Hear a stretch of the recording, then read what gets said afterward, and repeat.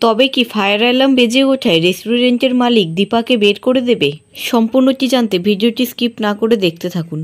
আজকে পর্বে আপনারা দেখতে পাবেন সোনা কাগজে ফুলগুলো দেখতে থাকে। তখন সূর্য বলে, কি হয়েছে তোমার? তখন সোনা বলে, বাবা আমার কিচ্ছু ভালো লাগছে না, আমার শরীর খারাপ করছে, তুমি দেখো না এই ব্যাগের মধ্যে কোনো নেম টেম আছে কিনা। তখন সূর্য বলে, অলিমা তুমি এসব নিয়ে একদম চিন্তা করো না, তুমি ঘরে যাও, গিয়ে কানে হেডফোন দিয়ে একটা ভালো মিউজিক শুনতে শুনতে ঘুমিয়ে পড়ো।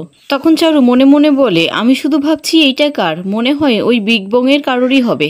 তারপর সূর্য অলিকে সেখান থেকে পাঠিয়ে দেয় আর চারু সূর্যর হাত ধরে বলে, সূর্য আমার মনে হয় অলিকে ওর পুরনো স্মৃতিগুলো খুব কষ্ট দিচ্ছে, আমি তোমাকে কথা দিচ্ছি আমি ওর সবকিছু ভুলিয়ে দেব। তারপর চারু দেখে লাগেজ ব্যাগের মধ্যে এসজি লেখা। তখন সূর্যকে বলে, দেখো সূর্য এর মধ্যে এসজি লেখা আছে। তখন সূর্য বলে, সেনগুপ্ত।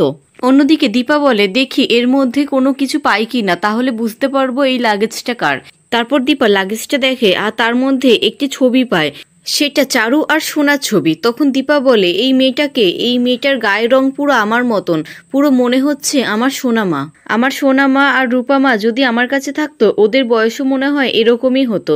আচ্ছা এটা তো সেই মেয়েটা যে আজকে সকালে রেস্টুরেন্টে এসেছিল। আচ্ছা ওনাকে তো দেখে মনে হয় না যে উনি বিবাহিত।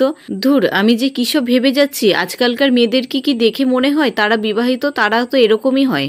আমার উর্মি যেরকম সিঁদুরটা নামমাত্র ছোঁয়াতো, আর এনাকে তো দেখে মনেই হয় না এনার এত বড় একটা মেয়ে থাকতে পারে। থাক ওনার ব্যাগটা আমি ঘাঁটবো না, ওনার ব্যাগটা আমি এইভাবেই গুছিয়ে রেখে দিই। ওনার যখন মনে হবে ব্যাগটা এক্সচেঞ্জ হয়ে গেছে তখন উনি নিজেই এসে ব্যাগটা নিয়ে যাবে। আচ্ছা আমি এই একই শাড়ি পরে আর কতক্ষণ থাকবো? আর আমার ওই শাড়িটা তো আমি কেচে মেলে দিয়ে এসেছিলাম, ওইটা দেখি শুকিয়েছে কিনা, আর এই শাড়িটা কেচে মেলে দিয়ে আসি, সকালের মধ্যে হয়তো শুকিয়ে যাবে। তারপর দীপা ওই শাড়িটা ছেড়ে কেচে রাখা শাড়িটা পরে আসে আর মাদুর পেতে দীপা নিচে শুয়ে পড়ে আর সোনার কথা ভাবতে থাকে। অন্যদিকে চারু সুটকেসের মধ্যে দীপা আর রূপা ছবি দেখতে পায় আর তখন বলে, দেখো সূর্য এর মধ্যে একটি ছবি আছে। তখন সূর্য বলে, দেখো ইরা অন্য কারো সুটকেস এইভাবে হাত দিতে নেই, তুমি সুটকেসটা নিয়ে এইভাবে ঘাঁটাঘাঁটি করো না। তখন চারু বলে, হ্যাঁ তুমি ঠিকই বলেছ, আমার মনে হয় এটা বিগ বংয়েরই কারোর সাথে বদলে গেছে, সেখানে না একটা লেডি এসেছিল। তখন সূর্য বলে, লেডি মানে? তখন চারু বলে, হ্যাঁ ওখানে একটা লেডি ছিল, ওর চোখটা না খুব মায়া জড়ানো, ওর মুখটা না খুব মায়াবী, খুব করুণ, ওই রেস্টুরেন্টেই কাজ করে। তখন সূর্য মনে মনে বলে, চোখ দুটো মায়া জড়ানো, খুব আন্তরিক, কোনোভাবে ওইটা দীপা নয় তো? না না না, আমি এসব কি ভাবছি, দীপা এই মুম্বাইতে আসবে কি করে? আর এই মুম্বাই শহরে কত সেনগুপ্তরা কাজ করছে, দীপা এখানে আসতে যাবে কেন?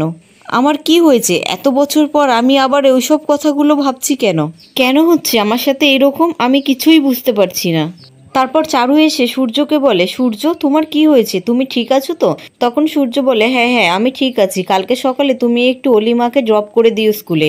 না না আমিও যাব তোমার সাথে, তারপর তো আমার 4টে ওটি আছে, তুমি আসার সময় ওকে নিয়ে এসো। তখন চারু বলে, খুব ভালো হবে, আমরা 3জনে একসাথে যাব, আমি একটু ফ্রেশ হয়ে আসি। তারপর চারু সেখান থেকে চলে যায় আর সূর্য বলে, আমার কেন মনে হচ্ছে সব কিছুর সাথে দীপা জড়িয়ে আছে, আমি কি ছবিটা একবার দেখব? তখনই অলি সূর্যকে ডাকে আর সূর্য সেখান থেকে চলে যায়।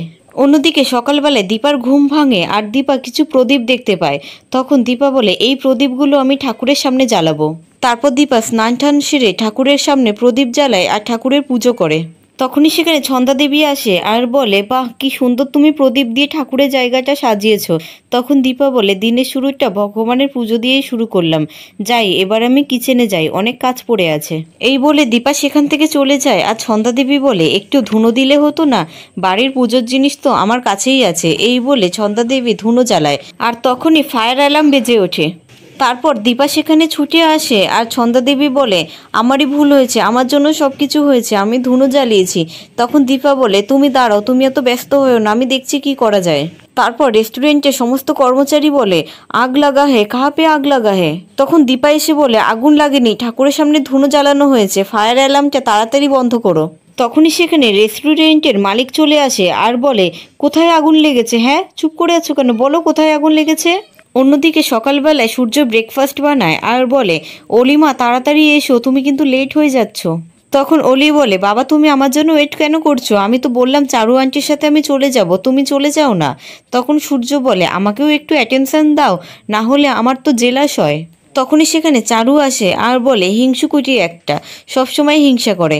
তখনই সোনা রূপার কথা মনে পড়ে আর বলে, বাবা তুমি কি বললে, কি বললে এক্ষুনি, হিংসুকুটি? তখন সূর্যরও রূপার কথা মনে পড়ে আর সোনাকে এসে বলে, অলিমা আমি বুঝতে পারিনি মা, আমি ভুল করে বলে ফেলেছি মা, ভুল করে হয়ে গেছে। অন্যদিকে রেস্টুরেন্টের মালিক বলে, কি হলো বলো, কোথায় আগুন লেগেছে? তখন দীপা মনে মনে বলে, তাহলে কি আমাকে চলে যেতে হবে? তখন দীপা বলে, আমাকে ক্ষমা করবেন, আমার জন্য আপনাদের এতগুলো সময় নষ্ট হলো, কিন্তু আমি কোনো ভুল করিনি, আমি কোনো অন্যায় করিনি, বিশ্বাস করুন। তখন স্যারটি বলে, কি বললে, তুমি কোনো অন্যায় করোনি? তখন দীপা বলে, না আমি অন্যায় করিনি, আমি জানি আপনি আমাকে এখান থেকে চলেও যেতে বলতে পারেন, কিন্তু তবুও বলবো আমি কোনো অন্যায় করিনি, আপনি আমাকে এখানে আশ্রয় দিয়েছেন আর আমাকে সাবধান করাটাও আপনার কর্তব্য, আপনি তো বলেননি এখানে স্মোক অ্যালার্ম আছে। তখন স্যারটি রেগে গিয়ে বলে, তোমার সাহস কি করে হয় আমার সাথে এইভাবে কথা বলার? তখন দীপা বলে, সাধারণ বুদ্ধি নিয়ে আমার তো এটা বোঝার কথা নয় যে এখানে স্মোক অ্যালার্ম বাজতে পারে, এটা তো একটা রেস্টুরেন্ট, এখানে তো অনেকেই ক্যান্ডেল লাইট ডিনার করতে আসে আর কিচেনে তো অনেক কিছু রান্না হয় আগুন দিয়ে, তাই আমি বুঝবো কি করে যে এখানে স্মোক অ্যালার্ম বাজতে পারে? আর আপনাদের রেস্টুরেন্টে তো ঠাকুরের ব্যবস্থাও আছে, ঠাকুরের ব্যবস্থা যখন আছে আর তখন সেখানে প্রদীপ জ্বলবে না, এটা কি করে হয়? তাহলে তো আপনাদের ঠাকুরের ব্যবস্থাই রাখা উচিত হয়নি। তখন স্যারটি মনে মনে বলে, আমি তো ভাবতেও পারছি না এইভাবে একটা সাধারণ মহিলা সাক্ষ্যদীপ সরকারের সাথে কথা বলছে, এইভাবে সাক্ষ্যদীপ সরকারকে চ্যালেঞ্জ করছে। তখন দীপা বলে, এখানে কোনো দেওয়ালে কোনো দরজায় তো লেখা নেই যে এখানে আগুন জ্বালানো যাবে না, তাই আমি বুঝতে পারিনি স্যার, আমার ভুল হয়ে গেছে। তখন স্যারটি একটি কর্মচারীকে বলে, তুমি এক্ষুনি মার্কেটে যাও আর গিয়ে দুটো ফায়ার অ্যালার্মের স্টিকার নিয়ে এসো। তখন ছন্দাদেবী বলে, ধুনোটা আমি জ্বালিয়েছিলাম স্যার। তখন স্যারটি বলে, আপনার কথা আমি মেনে নিলাম। তখন দীপা বলে, তাহলে কি আমি ঠাকুরের সামনে প্রদীপ জ্বালতে পারি? তখন স্যারটি বলে, প্রদীপ জ্বালতে পারেন কিন্তু ধুনো নয়। তখন দীপা বলে, স্যার তাহলে কি আমি এখানে থাকতে পারি? তখন স্যারটি বলে, আমাকে যদি লজিক্যালি কেউ ভুল প্রমাণিত করে তাহলে আমি খুশিই হই। তারপর স্যারটি সমস্ত কর্মচারীদেরকে বলে, আপনাদের ব্রেকফাস্ট হয়ে গেছে? তখন বলে, না হয়নি, এক্ষুনি হবে। তখন স্যারটি বলে, যাও তাড়াতাড়ি ব্রেকফাস্ট করে নাও, আজকে ব্রেকফাস্ট আমার তরফ থেকে। তখন দীপা বলে, স্যার আমি কিছু বানিয়ে নেব? না মানে আমি যদি কিছু বানিয়ে ফেলি তাহলে সবাই মিলে রেস্টুরেন্টটা গুছিয়েও ফেলতে পারবে। তখন স্যারটি বলে, আধ ঘন্টার মধ্যে হবে তো? তখন দীপা বলে, আধ ঘন্টাও লাগবে না, 15 মিনিটেই হয়ে যাবে। তখন স্যারটি বলে, ঠিক আছে যাও। তারপর দীপা কিচেনে গিয়ে রান্না করতে থাকে। অন্যদিকে সূর্য অলিকে বলে, এবার একটু কিছু খেয়ে নাও, তুমি তো স্কুলের জন্য লেটও হয়ে যাবে, খোলো মুখ খোলো, আমি তোমাকে খাইয়ে দিই। তারপর সূর্য অলিকে খাওয়াতে যাবে, তখন অলি বলে, আমি কিচ্ছু খাবো না, এই বলে অলি খাবারটা ছুঁড়ে ফেলে দেয়। তখন সূর্য রেগে গিয়ে বলে, তুমি তো আগে এরকম ছিলে না, আগে তো তুমি খাবারকে সম্মান করতে, বাড়িতে থাকতে তুমি খাবার প্রণাম করে খেতে, এখন তোমার কি হয়েছে, এসব তুমি কোথা থেকে শিখেছো? তখন অলি রেগে গিয়ে বলে, আমি বাড়ির কিছু মনে রাখতে চাই না, কিচ্ছু না, আমি সব কিছু ভুলে যেতে চাই, সব কিছু, তুমি এখন এখান থেকে চলে যাও, আমি তোমাকে সহ্য করতে পারছি না, না হলে কিন্তু আমি। তখন সূর্য বলে, না হলে কি, কি করবি তুই? তুই আবার বলবি তুই আমাকে ছেড়ে চলে যাবি? তোর জন্য আমি আমার পরিবার, আমার গোটা পৃথিবী ছেড়ে চলে এসেছি, তাও তুই বলবি তুই আমাকে ছেড়ে চলে যাবি? আমার যে তুই ছাড়া আর কেউ নেই, তাও তুই আমাকে আঘাত দিয়ে কথাটা বললি তো? তখন সোনা বলে, না বাবা আমার ভুল হয়ে গেছে, কিন্তু তুমি আমাকে ওই নামে ডেকো না, তুমি ছাড়াও তো আমার আর কেউ নেই। তখন সূর্য বলে, আমার ভুল হয়ে গেছে মা, আমার ভুল হয়ে গেছে, আমাকে তুই ক্ষমা করে দে, আমি আর তোকে ওই নামে কোনোদিনও ডাকবো না, এবার তো আমাদেরকে বেরোতে হবে, বাইরে কোথাও থেকে ব্রেকফাস্টটা করে নেব। তখন চারু বলে, অলি তুমি তোমার বাবাকে বলেছো তোমার বয়ফ্রেন্ডের কথা? তখন সূর্য বলে, বয়ফ্রেন্ড? বয়ফ্রেন্ড মানে? কার বয়ফ্রেন্ড, কিসের বয়ফ্রেন্ড? তখন সোনা বলে, না বাবা চারু আন্টি মজা করছে, মজা করে বলছে, বয়ফ্রেন্ড না শুধু বন্ধু, তুমি আর চারু আন্টি যেমন বন্ধু আমরাও তেমন বন্ধু। এই বলে চারু আর সোনা সেখান থেকে চলে যায়। তখন সূর্য মনে মনে বলে, আমার সোনার মার বয়ফ্রেন্ডও আছে আর আমি জানি না। অন্যদিকে দীপা রেস্টুরেন্টের কিচেনে রান্না করে আর বলে, এর সাথে আমার বানানো সস একদম জমে যাবে। অন্যদিকে রেস্টুরেন্টের মালিকটি বলে, গন্ধ তো খুব সুন্দর বেরিয়েছে, কিন্তু উনি কি রান্না করছে?